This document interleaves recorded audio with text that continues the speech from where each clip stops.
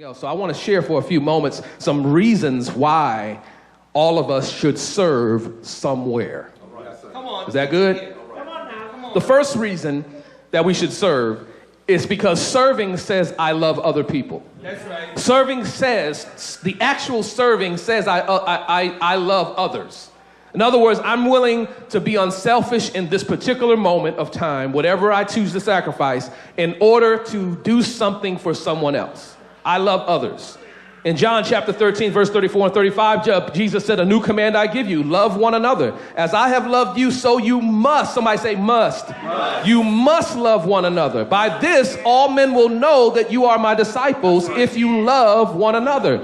There's no other identifier for the world to know that we belong to Jesus unless we love each other. And so we have to. Years ago, the Salvation Army, which is known for its servant attitude, held a big convention in the Midwest, and the founder, General William Booth, was to speak, but he couldn't be there because he was ill. But he promised that he would send a telegram with a message that would set the direction of the organization for the next decade. And so they were excited. The convention center was packed with people from the Salvation Army, and they were waiting in anticipation. And they got the telegram, and this is what the telegram would cast the vision for the next 10 years. So they opened the telegram, and the telegram simply read, "Others." Servanthood is a selfless act, and it says love like no words could say. It's something that we do. It's not something that we say. It's not promises. It's that we do. And loving one another is a command that Jesus made. Third, serving meets the needs of the church. So that's that first part of that same verse in 2 Corinthians chapter 9, verse 12. It meets the needs of the church. Come on. Think about when you came in this morning. Who handed you the bulletin? Who printed them? Who got here this morning to unlock the doors and turn on the lights? And who was up late last night putting the finishing touches on their Bible lesson that they were going to teach for a class that had no students? Or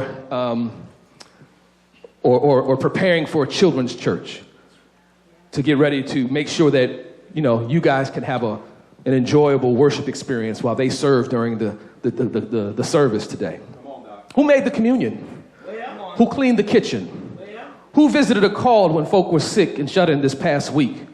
Who's on the prayer ministry that prays for members of the church who are in need and who are hurting and who have requests and are in constant prayer for the help? Who went to the Circleville Detention Center and Rehab Center and the YMCA family shelter? There are people who teach or help in children's ministry who ain't got no kids. Come on. Why? So that others could have a meaningful worship experience, so that others' children could grow up and to understand who Jesus is. Because we collectively all make up the body of Christ, we all have a part to play in this equation. Yes, sir. That's right. 1 Corinthians chapter 12, verse 27, he says, now you as the body of Christ, as Christ's body, and individually, this is the Amplified version, and individually you are members of it, each with its own special purpose and function. You are the body of Christ, and we have our own special purpose and function. Amen. Remember Rick Warren's book, The Purpose-Driven Life? Yes. He talks about this concept of what happens when one body part fails to function. Yes, sir. Come on now. He says you get sick, the rest of the body suffers. Imagine if your liver decided to start living for itself. I'm tired. I don't want to serve the body no more. I want a year off just to be fed. I got to do what's best for me. Let some other part take over. Yes, sir. Amen. Oh, gosh, that's almost exactly what I said, huh?